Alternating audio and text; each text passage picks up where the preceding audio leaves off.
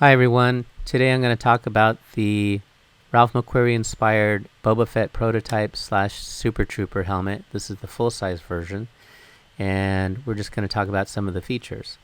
So originally I designed this to be a one-piece helmet, but then I decided it would be better to design it as a modular system. So for those who wanted the original triangle detail here, or if somebody wanted some of the variants that Ralph designed, you could have both essentially and have the dome swap out. This particular print doesn't have the connectors, but the ones that we sell obviously will.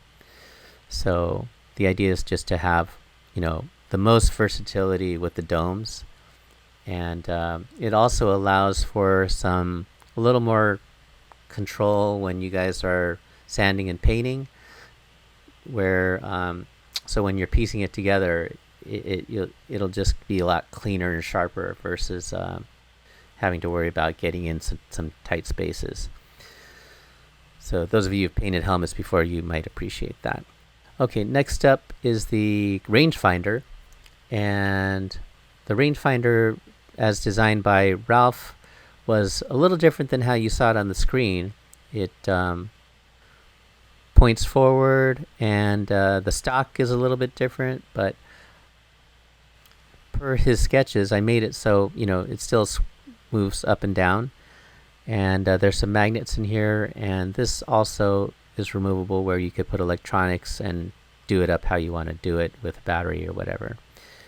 This is also removable for more control with the paint and weathering, and then you can piece it together. Next, I'm going to talk about what I call the faceplate, and a lot of Boba Fett fans might not be aware of this detail, but for those of you who are McQuarrie fans, you'll recognize this. It might be a little more evident once I put it into the helmet. I'm going to demonstrate how it fits in here. As you can see, it has these keys on the side and these slots inside the helmet, and you just place it in there. Get a little leverage, a little tension, and it slots in. And now, this portrait that some of you are so familiar with now comes to life with this detail. And it's in several of the drawings that he did that's just been left on the cutting room floor with a lot of the interpretations of the prototype. I'm happy to include this element in this version. So not only does it stay true to the artwork, but it also adds some structural rigidity to the helmet. Next feature is the distinctive breather tubes. Originally, I was just going to design it to where it attached to the helmet, but as I looked at some more artwork from the Clone Wars and Rebels, and where you could see the bottom of the helmet, there was clearly a neck ring. And so I wanted to incorporate that into the design.